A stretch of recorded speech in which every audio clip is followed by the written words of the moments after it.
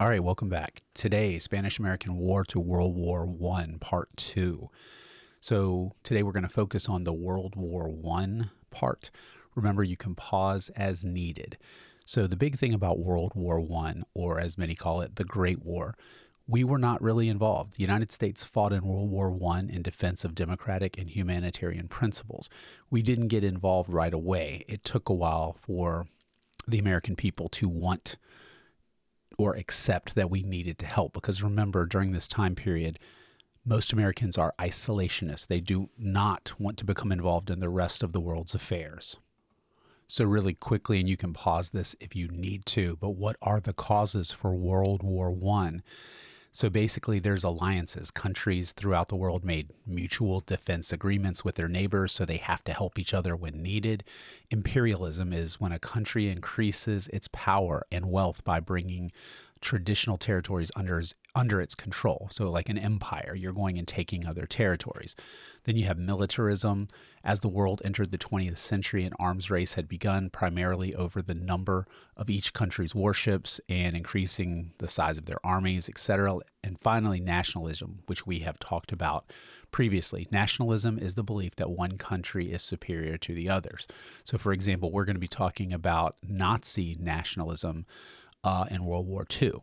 And that's something that's going to be really interesting when we get to World War II. But for the Great War, there's a lot going into it. But again, you're not really responsible for a lot of it because we only are dealing about the American aspect of it. But I will give you some other information just for fun.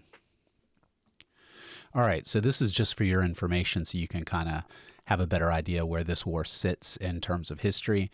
The war starts June 28, 1914, when Franz Ferdinand, the Archduke of Austria-Hungary, is assassinated. That's a whole cool story in itself. Hopefully you learned about that last year. If not, maybe we can touch on that when I get back. July 28th, Austria-Hungary declared war on Serbia. Blah, blah, blah. You can go all the way down. But where it really gets interesting is down the second to last thing, April 6, 1917. That's when the United States declared war on Germany. So why did the United States declare war on Germany? Basically, it's because the U-boats, the underwater boats, submarines as what we call them, the United States declared war on Germany because Woodrow Wilson, the president, he went to Congress and basically he's saying that the unrestricted submarine warfare is not a good thing. It's really cutting into the economy. It's not allowing us to trade with our neighbors and other countries' trade, etc. And it's just wrong. So the other part is that there were attempts to entice Mexico into joining an alliance against us because Mexico is so close to us. So that would give, any enemy a way of getting into America if there was an invasion or something like that. None of that we just went over is anything you're going to be tested on or quizzed on, but for some people, it just helps them to have a better understanding of the big picture. And once again, the main thing here is the United States people do not want to become involved in the war, but ultimately we do because the unrestricted submarine warfare. And then there's also the whole deal with the Lusitania, and we'll talk about that later as well. All right, so the war began in Europe in 1914 when Austria-Hungary and Germany went to war against Britain, France, and Russia. For 3 years, America maintained neutrality due to popular support for isolationism.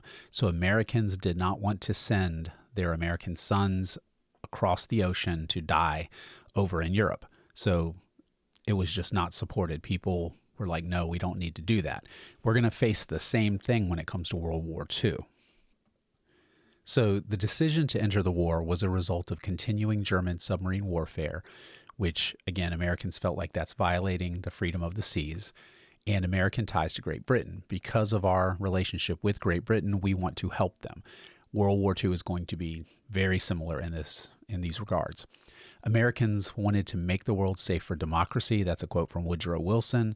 And America's military resources of soldiers and war materials tipped the balance of the war and led to Germany's defeat. So you've heard me say this many times in class. Why is America so powerful? Because of our natural resources. Going all the way back to the colonies. Why was America chosen for a colony from England? Because the trees, the iron, all the natural resources that we have. Our country's huge. It's bigger than all of Europe. So once we enter the war, it literally turns the tide of the war. And the same thing is going to happen in World War II. So, more than 350,000 African Americans fought for the Allied forces, often restricted to support roles, but sometimes on the front lines. Now, you see, I have highlighted in white immigration from Europe stopped, and factories in the North needed laborers. So, this is a big deal. Immigration has been an issue, not even just now, but again, since the beginning of time. For America, think about the Native Americans, how they felt about immigration. Didn't do so well for them. All right, so it's picture time. I'm sure most of you are aware that World War I is most famous for trench warfare. So you have what's called no man's land in Europe, and you have these two armies facing each other across this empty, again, no man's land. And neither side wants to advance because if they do, it's basically a slaughter. So they sit in these trenches.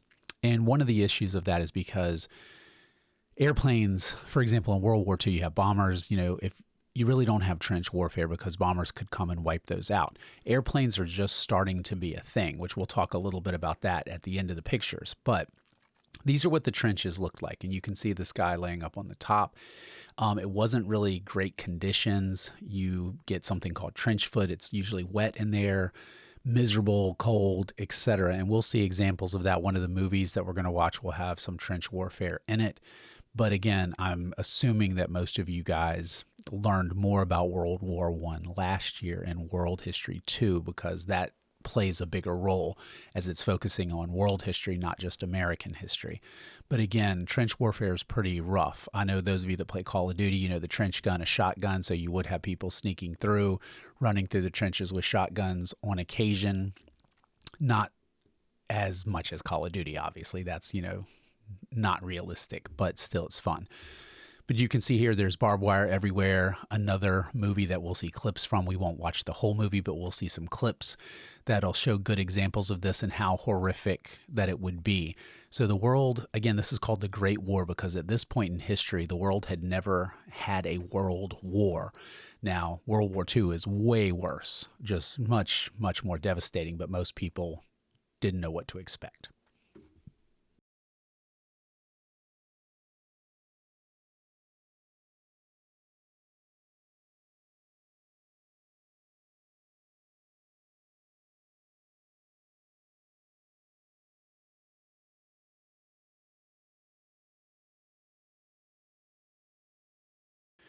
All right, so this is one of the cool World War I stories.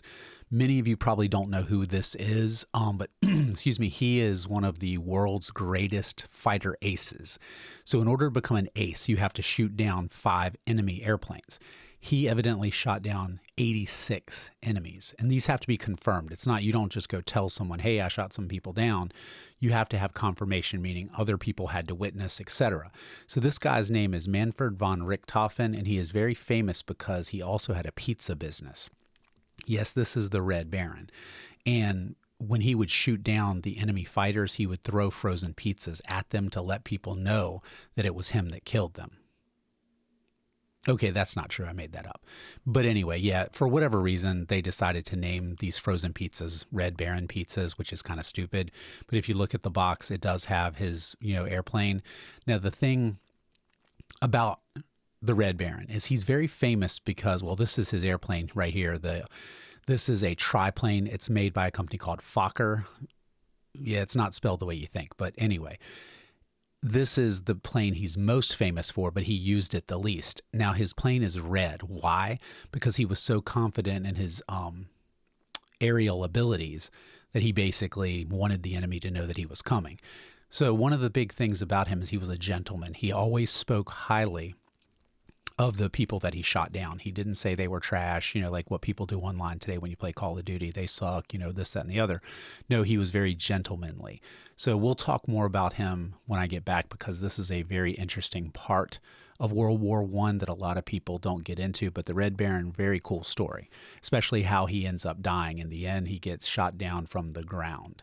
And that didn't become a fact until probably in the last 15 years or so, which is crazy. So anyway, we'll talk more about that later, but cool story. Next time you eat a Red Baron pizza, just think of him. So we go from airplanes to submarines. This is another aspect of World War I that is very, very famous and important. We know back from the Civil War from the Hunley. That was the first submarine to sink a ship. Well, the German engineering, that's one thing Germans are really famous for, is their engineering. Their submarines are light years ahead of everybody else's. So they are just, sinking ships like crazy. And this becomes, again, as you've read the notes already, the submarine warfare is what leads the United States to get into the war. So one of the aspects about that, I briefly mentioned the Lusitania. So the Lusitania was more of like a cruise liner, something like the Titanic, where people are crossing the ocean. And the Germans sunk it, and this outraged many Americans because passengers are on there. The problem with that story is the Americans had actually snuck weapons onto the ship, and the German spies had found out. And Americans denied this, but today they have visited the wreck of the ship on the bottom of the ocean, and sure enough, in the cargo holds, there are weapons. So again, the Germans were justified in sinking the Lusitania, but that was one of the things that we were always taught when I was a kid. The Lusitania, that's what brought the Americans into the war. The reality is that happened a little bit sooner, and it took a while before the Americans did join in the war, but still it was a big public relations thing. Like Pearl Harbor is going to be a big deal in terms of World War II. The Lusitania was kind of that catalyst that made people say, oh, this, that, and the other. But anyway, this graphic here shows German World War I U-boat U-31 class, and it shows a comparison to more modern submarines. Now, today we have multiple types of submarines. We have attack or seeker, hunter-killer submarines, but then we have what's called boomers, which are missile submarines. So we'll talk about those a lot when we get to World War II, but then in the Cold War, because the Cold War is when that stuff gets really, really interesting. Because I've mentioned in class before, like right now, we probably have Chinese submarines sitting off the coast of, Hampton, out in the, in the Atlantic Ocean, because we have the Norfolk Naval Base, we have, Langley Air Force Base. We have so much military in this area. They're constantly playing these cat and mouse games with submarines. And so we send subs out there to chase them away. But we're doing the same thing. We probably have submarines parked right off Russia, China, etc. All right. And then this is the last picture for this little section here. So who's this guy? This is a pretty famous guy who fought in World War I. And basically his rise to power is based on what happened in World War I. He convinced his fellow countrymen that they were betrayed by people within their country. So if you haven't guessed who it is, this is Adolf Hitler. So he survived a mustard gas attack during World War I. I believe he was like a trench runner. He would go from trench to trench delivering messages, things like that.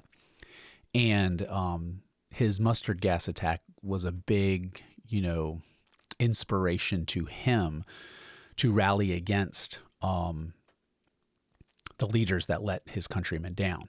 Now, we'll talk about this more during one of the movies that we're going to watch, because the movie, you'll be surprised, many of you may have seen it, and I'm not going to mention it yet, but there's a lot of truth in the movie that, we'll point out as we're watching it. But anyway, this is Adolf Hitler before his famous mustache.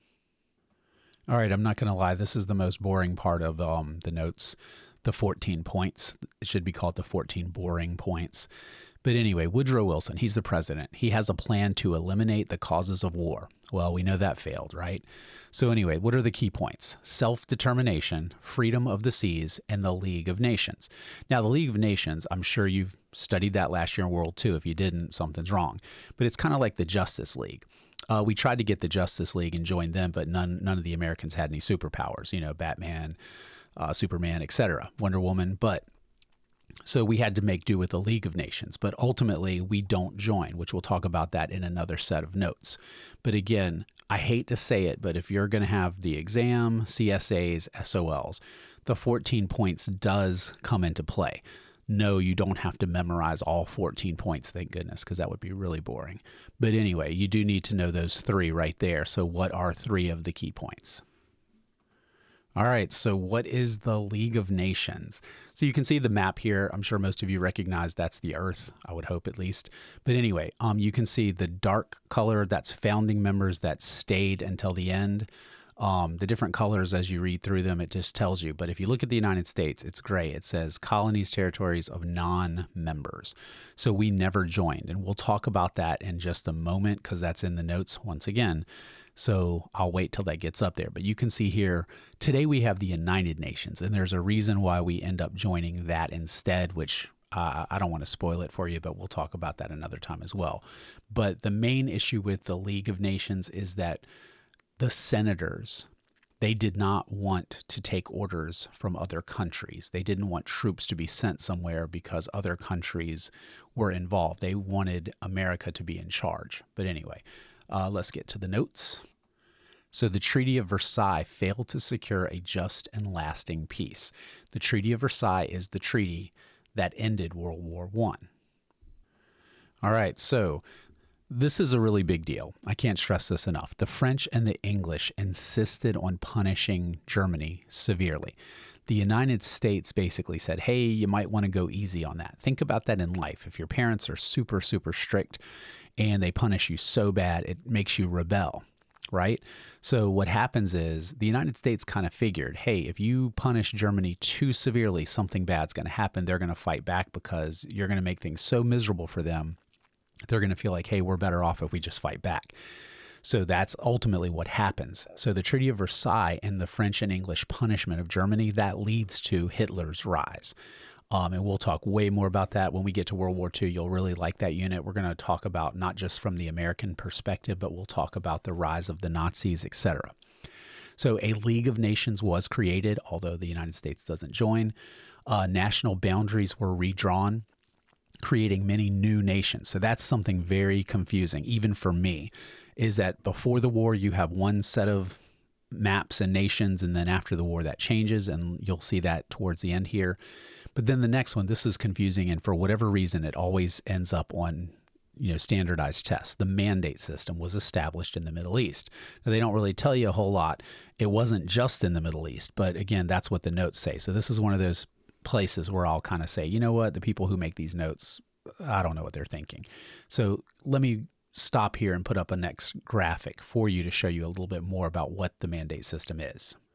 So the World War I mandate system was a mechanism set up by the League of Nations after World War I. It allowed the victorious powers to govern enemy colonies until the natives were fit to rule themselves. So it's kind of like occupying. So when we get to World War II, we're going to talk about how the United States, France, and England occupy parts of Germany. So this is way more complicated than it needs to be. The colonies are called mandates, while the country ruling it was referred to as the mandatory. The mandate system was established in the Middle East, Africa, and the Pacific, with the former Ottoman Empire territories being divided between Britain and France. The mandate system was intended to be a temporary measure, but it lasted until after World War II. So we'll talk about a similar thing that happens after World War II, but it's a lot easier to understand than what this is. So, the League of Nations debate in the United States. Many senators objected to the United States foreign policy decisions being made by international organizations rather than United States leaders. So you might say, well, why did we join the United Nations? Well, because they came up with this whole idea of a Security Council. And guess who's on the Security Council? We are. So we kind of guaranteed that no one's ever really going to tell us, you have to do this, you have to do that. We're pretty much in control with a few other key nations. But this was the issue here, is we were afraid without us having some type of control that American soldiers would be sent to other places. So the United States Senate's failure to approve the Treaty of Versailles led to the United States not joining the League of Nations. Okay, so this map is showing Europe before World War I in 1914. So in just a second, I'm going to put up another map and it'll show you what changes. And no, I'm not going to give you a test on anything like that. But again, for those of you that actually care about your education, take a look at the map so you can understand, especially when we get into the more interesting units, like especially World War II. That is going to blow a lot of you away. And understanding how these countries change is going to help you comprehend that. So when we're talking about certain things, you'll be a little bit more prepared. So first, if you notice, Austria-Hungary becomes Austria, Hungary, and Czechoslovakia, a new country. And then you can see right above, Poland is also a new country. Now, there's more changes than that, but if you want to, you can rewind and back up and take a look. But Poland is going to become a big deal, as well as Austria in World War II. So again, World War I and the result of it really sets the stage for World War II. In the rise of Hitler and the Nazis in Germany. So that's going to be something that I know most people will enjoy a great deal because it's so, I hate to say it, but it really ties into a lot of things going on today in a scary way. So anyway, that's all for these notes. That was actually a long video, 20 minutes. Wow.